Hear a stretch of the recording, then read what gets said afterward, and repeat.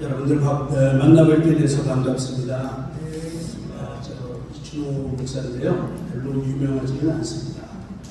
그냥 이렇게 하나님의 말씀을 전하러 다니는 그런 사람에 불과하지요. 이렇게 이제 파타야 한교에 와서 말씀을 전하게 되리라고는 생각을 못했었는데 어떻게 이렇게 하나님께서 기회를 주셨습니다. 참 감사하죠. 오늘 기도하신 장로님 기도가 너무 은혜스럽습니다. 아무 생각도 못했는데 오늘이 3.1절이라고 하네요. 이 나라와 민족을 위해서 이 해외에서 기도하시는 여러분들의 이 기도 소리가 또 그 기도의 힘이 얼마나 위대한지 다시 깨닫게 됩니다. 이제 오래전부터 찬양을 좋아했었는데 오늘 우리 찬양대 너무 감격이 무량합니다. 여러분 수고가 많으십니다. 이 참 어려운 찬양인데 여호와는 나의 목자, 늘 우리가 주님을 따라 살아야 되겠죠. 그런 각오로 우리 모두가 주님 앞에 헌신했으면 좋겠습니다. 제가 이제 긴장을 많이 하는 편이에요. 특히 이제 이렇게 여러 사람 앞에 서면 긴장을 많이 하는데, 그래서 혹시 이제 물을 마실 때도 여러분 양해해 주시기 바랍니다. 잠깐 기도하고 시작하도록 하겠습니다. 하나님 감사합니다. 이제 오늘 주님의 말씀을 전합니다. 하나님 함께하여 주시옵소서. 인간의 목소리가 아닌 하나님의 뜻이 전달될 수 있도록 도우시고 우리의 마음을 열어 주님의 뜻이 어디에 있는지를 우리가 잘 깨달아 아는 그런 귀한 시간 될 수 있도록 주님 은혜 베풀어 주시옵소서. 사람의 모양 감춰 주시고 온전히 주님만 영광 받으시는 귀한 시간 되기를 원하오며 예수님의 이름으로 감사하며 기도드리옵나이다. 이제 우리 처음 오는 교회인데 가서 무슨 말씀을 전할까 고민을 많이 했습니다. 근데 뭐 어차피 하나님의 말씀은 기본부터 시작을 해야 된다 아니겠습니까? 그래서 가장 기본적인 이야기를 좀 해야 되겠다 그런 생각이 들었습니다. 여러분 뭐 우리 아까 성경 공독하면서 다 아시잖아요. 이거 늘 듣던 이야기. 근데 이제 기본이 거기서부터 시작이 된다는 것이죠.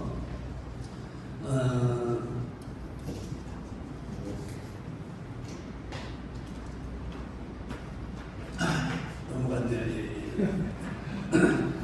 아주 원론적인 이야기입니다. 구속사의 두기도 이제 이런 제목을 잡았는데, 구속사라고 하는 것은 우리가 인간으로 태어나서 쭉 살아가면서 어떻게 하나님의 구원을 받았는가, 또 하나님의 구원은 어떻게 진행이 되는가, 뭐 이런 것들이 구속사입니다. 근데 그 구속사를 진행해 나가면서 과연 하나님의 뜻은 어디에 있습니까? 이제 그것을 이제 두 가지로 이렇게 말씀을 드리려고 합니다. 여러분 퍼즐 잘 아시나요? 퍼즐 좋아하십니까? 뭐 이게 잘 맞춰보셨나요? 50피스짜리 있고 100피스짜리 있고 저 그림에 보이는 건 1000피스짜리입니다. 굉장히 복잡하죠? 저는 저런 퍼즐 잘 못해요. 근데 저거 하려고 하면 정신이 하나도 없어요. 그래서 뭐 어디다 맞춰야 될지 잘 모르는데 이제 저걸 좋아하는 사람들은 아주 집중력 있게 저걸 하더라고요. 근데 이제 그 사람들 말 들으면 먼저 이제 이 뚜껑에 있는 이 원 그림, 뚜껑에 있는 원 그림을 자세히 들여다보고 머리에다 다 익힌다고 해요. 그래서 퍼즐 조각들을 다 그림이 보이도록 쫙 펼쳐놓고, 그래놓고 이제 테두리부터 또 색깔별로 이렇게 모아서 순서 있게 맞춘다고 하더라고요. 이 퍼즐 조각을 맞추기 위해서는 이 원래의 그림을 잘하는 것이 중요합니다. 원래 그림이 이렇게 생긴 것이지 이걸 기억하는 게 중요해요. 헷갈릴 때마다, 어려울 때마다, 야, 이게 뭐지? 이럴 때마다 원 그림을 기억하는 것이죠. 그것이 비결이라고 합니다. 이런 것처럼 우리 사람에게, 우리 인간에게도 원 그림이 있습니다. 원래 그림이 있습니다. 원래 그림, 원판이 있다는 것이죠. 이것을 우리는 정체성이다, 이제 이렇게 말하는데, 오늘 본문은 우리의 정체성을 하나님의 형상, 하나님의 모양이다, 이제 이렇게 말하고 있습니다. 하나님의 형상, 하나님의 모양이 우리 인간의 원판입니다. 그 원판을 잊어버리면 안 되는 것이죠. 우리가 우리의 정체성을 헷갈려 할 때, 내가 누구인가를 찾아가고자 할 때, 바로 이 원판이 기준이 되는 것입니다. 진짜 나는 누구일까? 하나님 안에서 과연 나는 어떤 존재일까?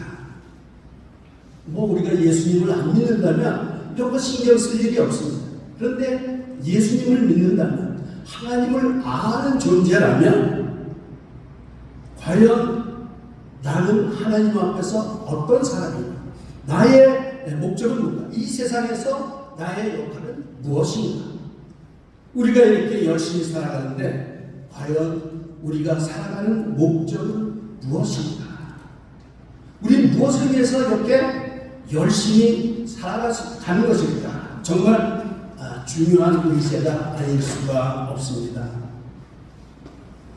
예수님께서는 마태복음 5장 48절에서 이렇게 말씀하시죠. 그러므로 하늘에 계신 너희 아버지의 온전하심과 같이 너희도 온전하라. 아버지의 온전하심과 같이 너희도 온전하라. 이렇게 예수님께서 말씀하십니다. 여기서 말씀하시는 하나님의 온전하심, 이것이 바로 우리의 원형이에요. 우리 인간의 원형입니다. 원래 우리 형상 안에는 하나님의 온전하심이 보관되어 있어요. 다 들어있어요. 그리고 온전했었습니다. 과거예요. 그죠? 과거. 그러나 범죄합니다. 아담의 범죄로 말미암아 이 온전함이 깨어졌어요. 예수님께서는 지금도 우리가 온전하여지기를 원하고 계십니다. 원판을 찾기를 원하시는 것이죠. 원판. 이것이 오늘 우리가 생각해 봐야 할 문제입니다. 그것은 바로 하나님의 형상, 하나님의 모양, 그 하나님의 원판이라는 거예요. 그렇다면 하나님의 형상, 하나님의 모양, 그것은 과연 무엇일까? 우리 속에 어떤 것은 버리고 어떤 것을 채워야 원래 모양을 회복할 수 있을까? 이런 문제를 성경을 통해서 좀 살펴보면서 진정한 우리의 모습, 하나님의 우리를 만드실 때의 원래 모습들을 재발견하면서 오늘날 우리가 살아가는 이 삶 속에서 그 원판을 기억하며 그 원판을 찾기를 위해 노력해가는 이제 그런 귀한 시간이 되시기를 바랍니다.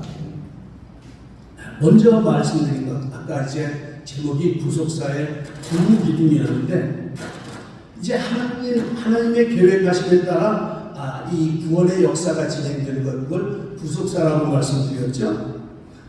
하나님께서는 죄로 인해서 죽음에 처한 우리 인간들을 구원하시기 위해서 특단의 조치를 취하시고 그 계획을 실천해 가십니다.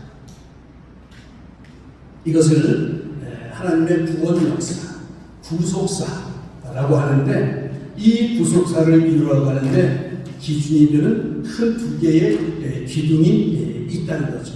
이 두 개의 기둥을 알면 하나님의 큰 그림을 볼 수 있습니다. 그리고 이것이 하나님의 마음이라고 할 수 있는데, 그 두 기둥이, 그 기준을 아는 것이 우리가 살아가야 할 큰 방향이라 할 것입니다. 오늘은 그것을 중심으로 말씀드리려고 합니다.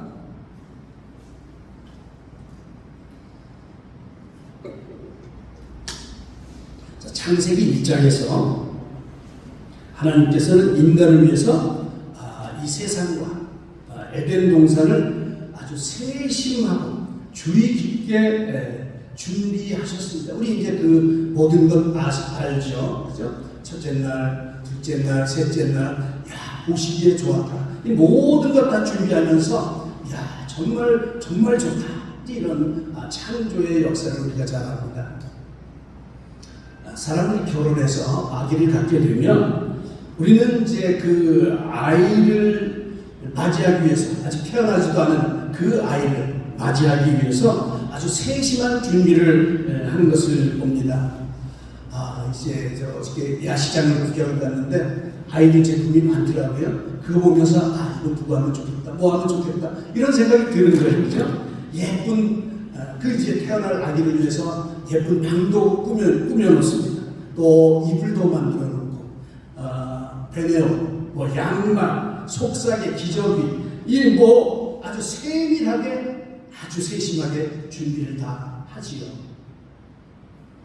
빨간 신발 좋아하십니까? 빨간 신발도 하나 이제 이렇게 준비하고 뭐 지금은 당장 필요하지는 않지만 곧 쓰게 될 유모차 이런 것도 다 준비를 하고 하여튼 모든 것들을 세심하게 준비를 하고 그 다음에 이제 아이가 태어나기를 기다리고 있습니다. 뭐 여러분 다 그러지 않으셨습니까? 다 그러셨을 거예요. 그죠?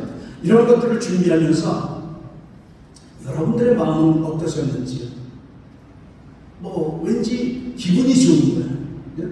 보기만 해도 좋고 왠지 즐겁고 야 얼마나 좋을까. 이 세상의 행복은 다 내 것인 것 같고 뭐 다들 그러셨죠. 그죠? 다들 그렇게 이제 아이들을 기다리며 또 이 자손들을 이어가고 있습니다. 하나님도 마찬가지. 하나님도 우리 인간을 만드시기 전에 이제 이 하나님 닮은 인간을 이제 맞이하기 위해서, 이 준비하기 위해서 뭐 우리의 안락함, 즐거움을 위해서 필요한 모든 것들을 다 준비하셨습니다. 사랑으로 다 준비하셨습니다. 그리고 얼마나 이 준비할 때마다 기쁘셨는지 창조하실 때마다 보기에 좋았더라. 보기에 좋았더라. 이 말씀하신 거 보면 하나님의 마음이 어떠했는지 짐작이 가죠. 우리 인간을 위해서 이 모든 것들을 다 준비하면서 야 참 좋다, 참 좋다 이렇게 말씀하신 것이죠. 여러분 이 마음이 어떤 마음인지 느껴지시지요? 이렇게 기쁨으로 환경을 다 준비하시고 드디어 사람을 만드시려고 삼위 하나님께서 의논을 하십니다. 이제 오늘 본문인 창세기 1장 26절, 27절이 이 내용을 말씀해 주고 있습니다. 하나님이 이르시되 우리의 형상을 따라 우리의 모양대로 우리의 형상을 따라 우리의 모양대로 우리가 사람을 만들고 이제 이렇게 계획을 하십니다. 인간을 하나님의 형상을 따라 설계하시고 창조하셨어요. 하나님과 똑같지는 않지만 많은 닮은 점을 가지고 있습니다. 하나님과 닮은 점. 우리 아이들이 우리를 닮듯이 똑같지는 않지만 우리의 DNA가 그대로 전수되는 것 아니겠습니까? 우리도 역시 하나님의 DNA를 받아가지고 살아가고 있는 것이죠. 하나님은 생각하고 또 창조하고 표현하고 느끼고 사랑하고 이게 하나님의 형상입니다. 비록 제한적이긴 하지만 우리 인간도 이 하나님의 형상 안에서 이런 일들을 할 수 있습니다. 어떤 일들이요? 생각하고 창조하고 표현하고 느끼고 사랑하고 이 모든 것을 우리가 할 수 있는 것이죠. 아담이 이 하나님을 대신해서 모든 동물들의 이름을 지어주셨잖아요. 지었잖아요. 그죠? 그러니까 이 아담이 그렇게 하면 그렇게 되는 거예요. 하나님의 창조하심을 그대로 닮아서 이름을 지으면 그 이름이 그대로 이름이 되는 거예요. 이게 우리의 인간의 능력이라는 거예요. 무슨 능력이에요? 하나님을 닮는 형상이라는 것이죠. 우리는 이렇게 능력 있도록 창조가 되었습니다. 이렇게 하나님의 형상대로 지음받은 인간을 범죄해서 죽은 상태가 되었죠. 우리 인간이 그런 상태가 되었습니다. 그 범죄에서 죽은 상태에서 구원해 내시는 프로그램, 그게 바로 구속사라는 것입니다. 이 구속사에서, 즉 인간을 구원하시는데 두 가지 큰 기준축이 있다는 것이죠. 그 기준축을 이루는 말씀이 바로 오늘 본문의 28절입니다. 하나님이 그들에게 복을 주시고 하나님이 그들에게 이르시되 생육하고 번성하고 땅에 충만하라. 땅을 정복하라. 바다의 물고기와 하늘의 새와 땅에 움직이는 모든 생물을 다스리라 하시니라.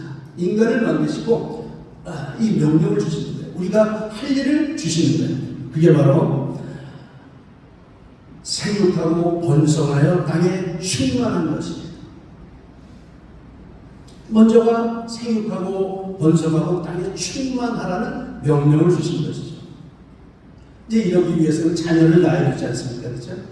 자녀를 낳아야 됩니다. 물론 육신의 자녀뿐만 아니라 영적인 자녀 다 포함하는 거예요. 하여튼 생육, 번성, 충만해야 되는 거예요. 이게 하나님이 원하시는 거예요. 이것을 이제 자녀를 낳는 것, 이 생명과 관계가 있는 것입니다. 영어로 하면 아들이라고 하는 sonship, 생명. 이게 이제 첫 번째 축이 생명입니다. 하나님의 생명을 물려받은 아들들인 것입니다. 이 하나님의 자녀를 많이 낳는 것이 우리의 임무예요. 이 하나님의 자녀들, 이 생명을 많이 낳아야 되는 것입니다. 그리고 이제 두 번째 명령이 땅을 정복하고 모든 생물을 다스리라고 하는 명령입니다. 낳은 생명을 잘 보살피는 것을 의미하죠. 물론 이 하나님의 권위 앞에 복종시키는 것도 포함이 되는 것입니다. 그래서 다스림은 모든 사람들이 모든 것들이 편안하게 지낼 수 있도록 보살펴주는 게 우리 인간들의 책무이에요.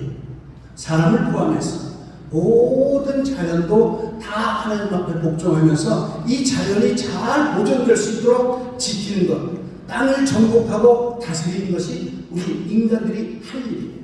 하나님께서는 이 모든 권한을 우리 사람들에게 맡겨주셨어요. 다스린다고 하니까 우리가 좀 더 이게 옛날 로마 시대에 폭정하고 이런 걸 생각하는데 그렇지 않습니다. 옛날에 이 임금들은 모든 백성들에게 군림했지요. 그러나 이 폭군들은 이 백성들을 짓누르면서 거기에서 이제 자기 유익을 취했지만 성군, 정말 좋은 왕들은 백성들이 편안하게 살 수 있고 이 세상에 왕이 있는지 없는지 모를 정도로 모든 불편함이 없도록 잘 보살펴 주는 것, 그게 성군이었죠. 우리가 해야 될 모든 것들이 다 편안하게 살 수 있도록 만드는 것이 우리가 해야 될 일이라는 거예요. 이게 다스림입니다. 다스림. 영어로 하면 king, 왕이 킹이죠. 킹십이다. 통치권이다. 이렇게 말씀을 드릴 수가 있죠. 우리는 종종 이 고아가 된 이 형제 자매들을 이렇게 보면 형이나 누나가 잘 보살펴 줍니다. 동생들을.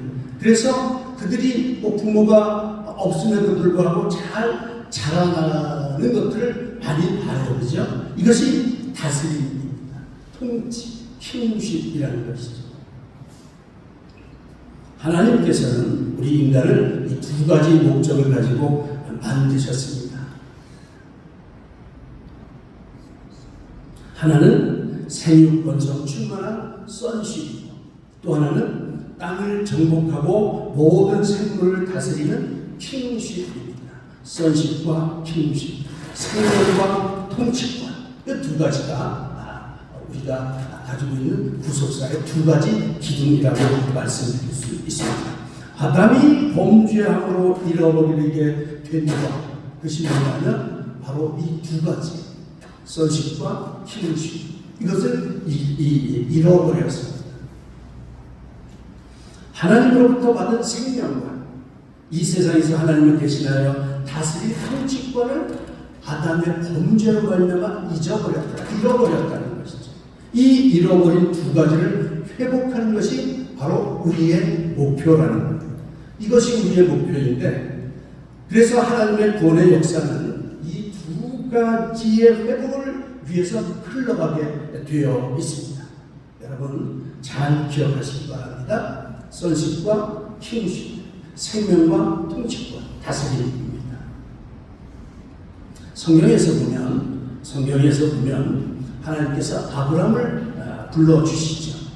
아브라함을 불러주십니다. 그리고는 이제 아브라함을 불러서 언약을 세워주십니다. 그것이 창세기 12장 1절로부터 2절인데, 여호와께서 아브라함에게 이르시되 너는 너희 고향 친척 아버지 집을 떠나 내가 네게 보여줄 땅으로 가라. 네게 보여줄 땅으로 가라. 땅을 약속해 주십니다. 내가 너로 큰 민족을 이루게 하겠다. 내 이름을 찬송하게 하겠다. 이렇게 약속을 하십니다. 큰 민족을 이루시겠다고 하는 것이죠. 생육, 번성, 충만의 약속입니다. 생명을 많이 낳아서 큰 민족을 이루겠다는 것이죠. 그 약속의 실현을 어디서 이루는가 하면 약속된 땅, 내게 보여줄 땅, 그 땅에서 합니다. 이 땅은 우리의 통치가 이루어진, 하나님의 통치가 이루어진 그 땅이 되는 거예요. 생명과 통치권, 다스림이 약속이 되는 것이죠. 이 약속은 이삭과 야곱에도 똑같이 이어지게 되죠. 26장 4절에 보면 이삭에게 말씀하신 약속의 말씀입니다. 내 자손을 하늘의 별과 같이 번성하게 하겠다. 내 자손, 이 생명에 관한 이야기입니다. 이 모든 땅을 내 자손에게 주고 우리의 통치권에 대한 이야기입니다. 이 약속을 해 주시는 것이죠. 야곱에게 주시는 약속도 마찬가지입니다. 창세기 35장에 나오는 말씀인데, 하나님이 그에게 이르시되 너는 전능한 하나님이다. 나는 전능한 하나님이라. 생육하며 번성하라. 생육하며 번성하라. 야곱에게 이어지는 축복의 약속입니다. 한 백성과 백성들의 종류가 내게서 나오고 왕들이 내 허리에서 나오리라. 내가 아브라함과 이삭에게 준 땅, 그 땅을 내게 주고 내가 내 후손에게도 그 땅을 주리라. 번성하라고 하는 것은 sonship에 관한 일, 생명에 관한 일, 많은 생명을 낳을 것이라는 약속입니다. 그 생명이 번성할 것이라는 것이죠. 그리고 땅을 주리라고 하는 것은 kingship, 다스림에 관한 이야기입니다. 다스림에 관한 약속입니다. 우리가 다스릴 땅을 주신다는 약속이에요. 하나님께서는 우리에게 생육, 번성하기를 원하십니다. 생육하고 번성해야 됩니다. 생명을 낳기를 원하십니다. 생명을 낳을 뿐만 아니라 그 생명들을 잘 다스려야 할 책임이 있어요. 우리에게 있습니다. 이 자연을 포함해서 이 땅을 우리에게 주셔서 하나님의 나라를 다스릴 임무를 우리에게 주신 것이죠.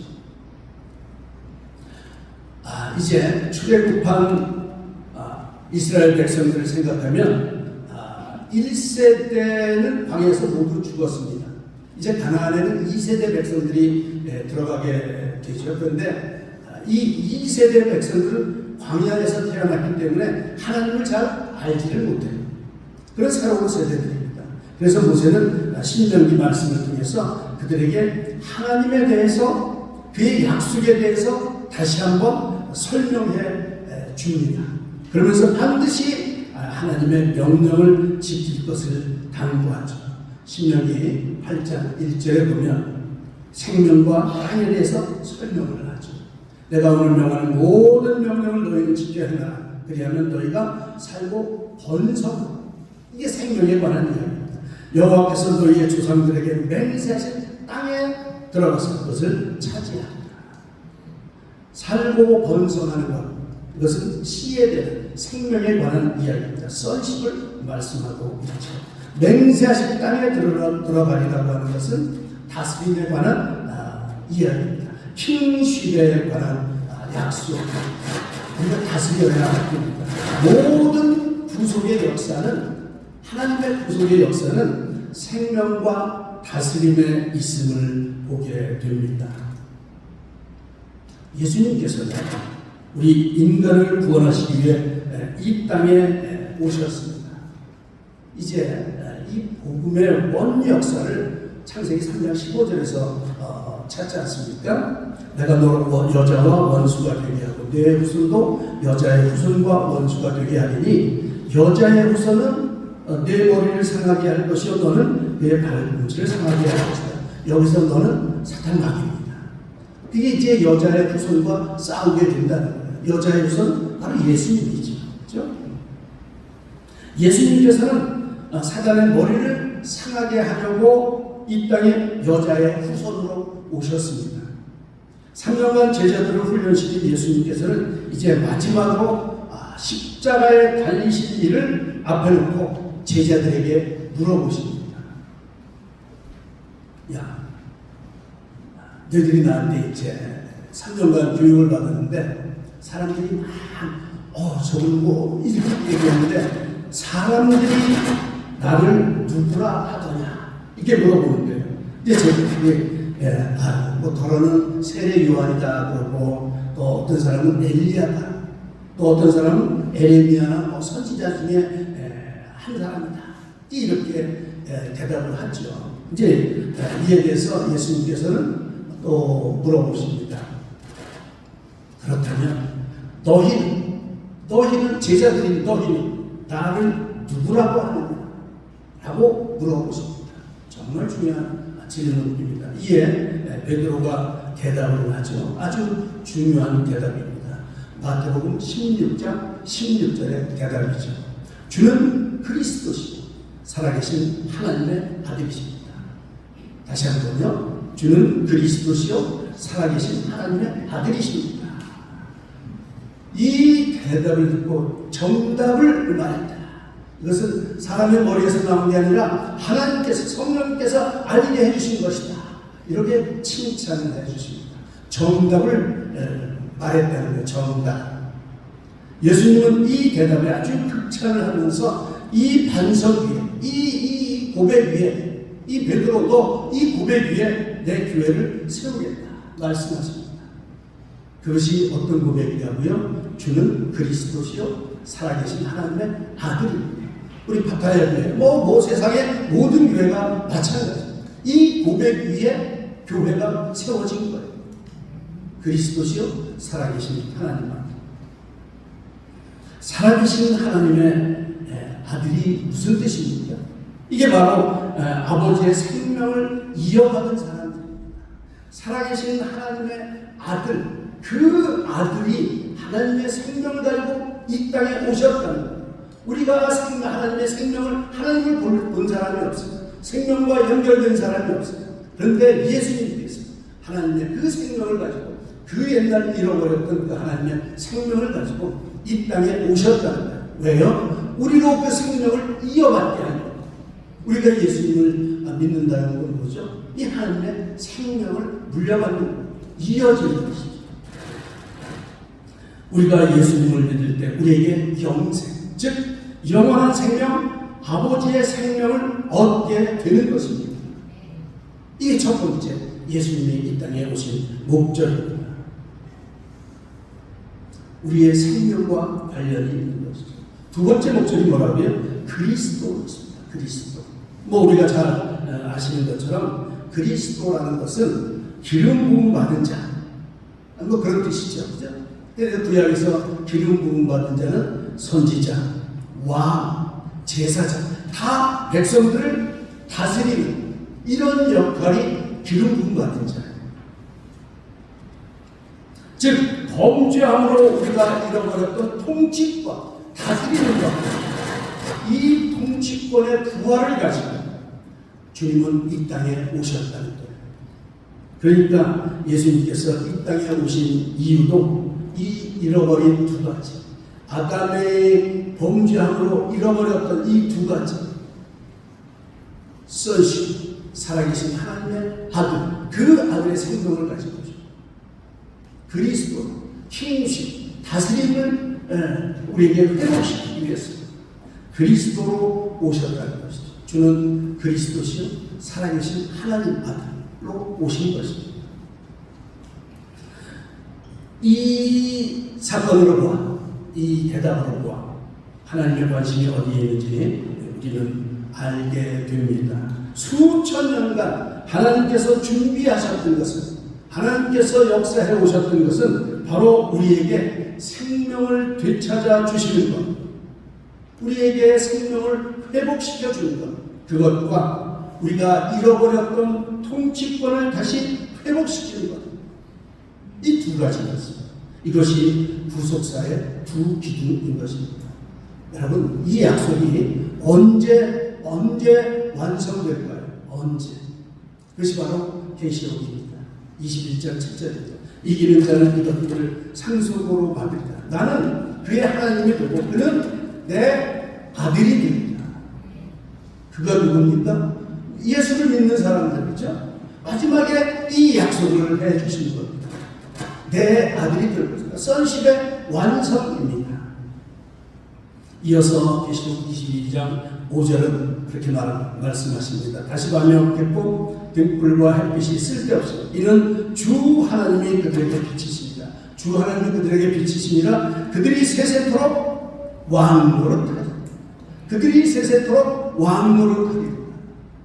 킹십의 완성입니다. 지금은 우리가 이걸 찾아간다고 하지만 찾아가는 과정이에요. 언제 완성된다고요? 계시록 그날, 주님이 다시 오실 그날에 이 두 가지가 완성이 됩니다. 그때가 되면 이 두 가지가 완성됩니다. 이것이 구속사입니다. 구속사는 이 두 가지, 생명과 다스림을 향해서 나아갑니다. 그리고 그것이 이루어지는 것이 마지막 계시록입니다. 자, 구속사의 두 가지 말씀을 드렸는데, 그러면 우리는 어떤 사람입니까? 저와 여러분들은 어떤 인물을 가지고 이 땅을 살아가야 할 것인가? 우리의 정체성은 무엇인가? 퍼즐 쪽을 맞췄는데 전체 완성된 그림, 그 그림이 원본이 무엇이냐? 우리는 이 땅에서 무엇을 위해 살아가야 할 것인가? 우리가 예수를 믿는, 그리스도를 믿는다면 그렇다면 우리의 정체성은 무엇입니까? 구속사의 두 축을 보면 우리가 이 땅에 살아갈 우리의 정체성은 분명합니다. 여러 가지 목적을 가지고 여러분들도 이거 태국 땅에까지 오셨지만, 그러나 우리가 이곳에서 살아가는 목적은 자명하다고 말씀드릴 수가 있는 것이죠. 그것이 바로 하나님의 구속사를 위해서 우리가 살아가는 것입니다. 아니 세상 사람들은 그렇게 그냥 살아간다고 할지라도 예수를 믿는 우리는 하나님의 구속사를 위해서 살아가야 한다는 것입니다. 베드로의 고백을 통해서 우리의 정체성 다시 세우기를 원합니다. 다시 한번 베드로의 고백을 우리도 고백해 보십시다. 우리 같이 한번 고백해 볼까요?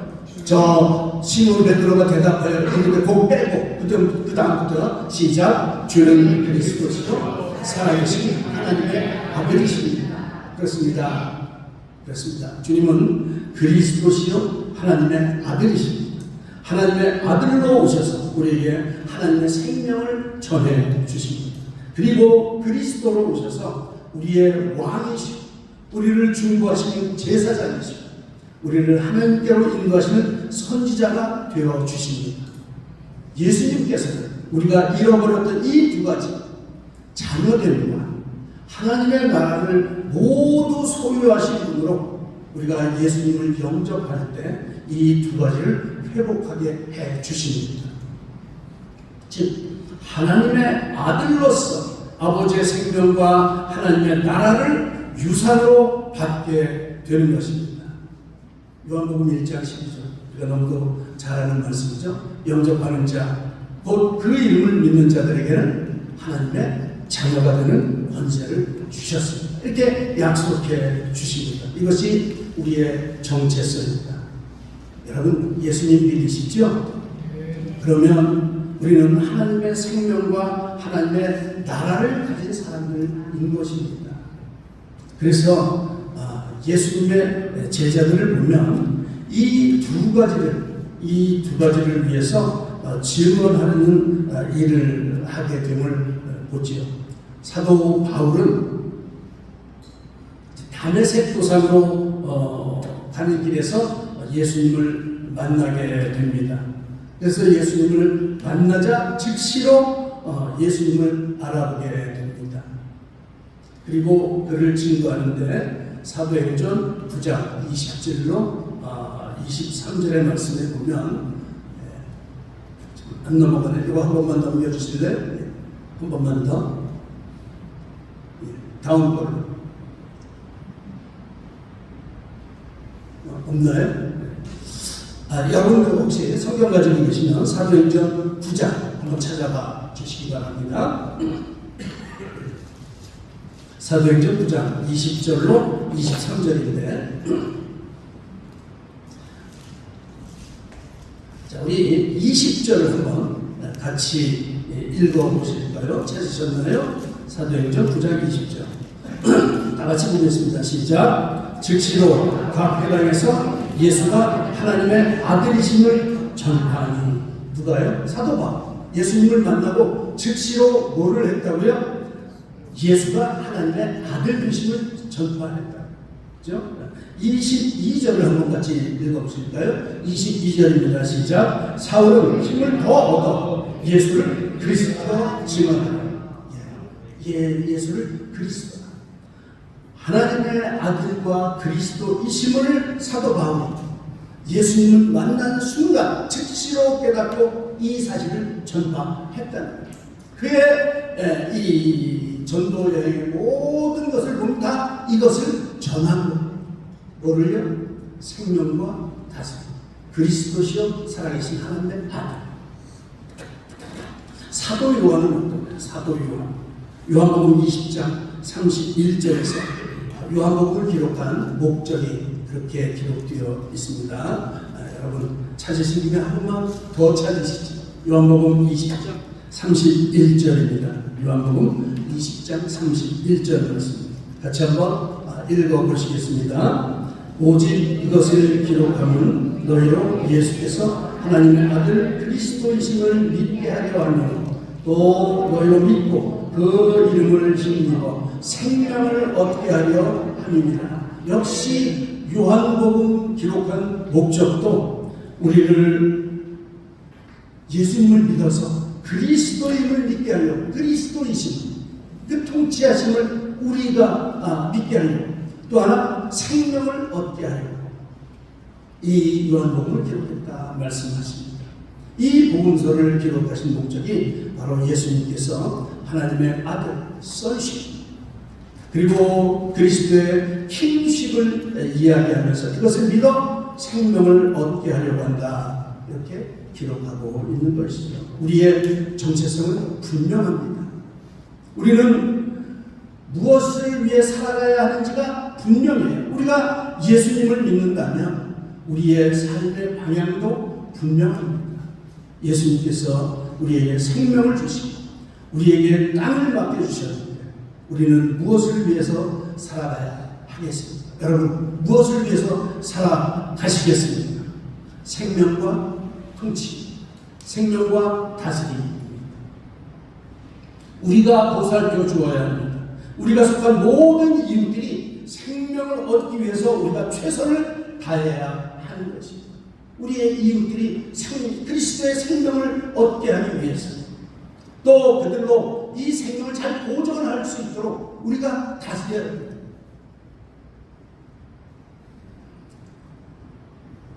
우리가 최선을 다해야 합니다. 여러분들이 이곳 이제 태국 파타야 지역에 오셨는데 이 지역을 여러분들이 책임지셔야 합니다. 책임지셔야 합니다. 생명을 얻고 또 그 생명을 자라나게 하기 위해서 보살펴 주어야 한다는 것이죠. 예수님께서는 마태복음 9장 37절에서 그렇게 말씀하십니다. 추수할 것은 많은데 일꾼이 적다. 이사야에서 누가 우리를 위하여 이렇게 말씀하십니다. 생명의 낫기를 간절히 바라시는 주님의 음성입니다. 그 생명은 우리가 찾아 드려야 합니다. 또한 그 생명들을 잘 보살펴야 합니다. 그 생명들을 품고 그들로 실족하지 않도록 잘 보살펴야 할 사명이 우리에게 있다는 것이죠. 교회가 무엇입니까? 교회. 하나님의 자녀들이 모인 것 아니겠습니까? 이 하나님의 역사와 통치가 이루어지는 것이 바로 교회입니다. 우리는 생명을 낳아야 돼요. 생명을 낳고 그들을 키우는 자가 되어야 됩니다. 이것이 교회의 역할입니다. 우리 속에 잘못된 생각으로 채우면 안 됩니다. 세상 것들로 채우면 안 됩니다. 예수님의 마음으로 채워야 되는 것입니다. 말씀으로 채우고 기도로 채우고 하나님을 사랑하고 이웃을 사랑하는 이 사랑으로 가득 채워야 합니다. 그래서 하나님의 생명을 흘러가게 하고 그 흘러간 생명이 잘 자라나게 도와주어야 합니다. 이것이 하나님의 나라이기 때문에 그렇습니다. 오늘 말씀을 통해서 우리가 하나님의 형상대로 지음받은 자임을 깨달았습니다. 분명한 우리의 정체성을 인식하고 하늘을 사는 사람답게 이 세상을 초월하면서 넉넉히 살아가시기를 축복합니다. 특별히 이곳 태국 땅까지 여러분들을 보내주신 것은 하나님의 특별한 뜻이 있으리라고 생각을 합니다. 이곳에 죽어져가는 많은 생명들을 위해서 이 땅의 회복을 위해서 여러분들에게 할 일이 있다는 것 아니겠습니까? 여러분들을 통해서 이 태국 땅에 많은 생명이 살아나기를 축복합니다. 여러분들의 통치 영역이 더욱 넓어지기를 축복합니다. 내 생각해보면 우리는 연약합니다. 연약할 수밖에 없습니다. 그죠? 우리의 존재는 미약합니다. 그러나 주님이 역사하실 때 분명 큰 역사가 일어날 것입니다. 주님의 큰 손을 바라보면서 여러분들에게 부여된 생명과 통치권의 회복을 위해서 애쓰시는 여러분들이 되시기를 주님의 이름으로 간절히 축원합니다.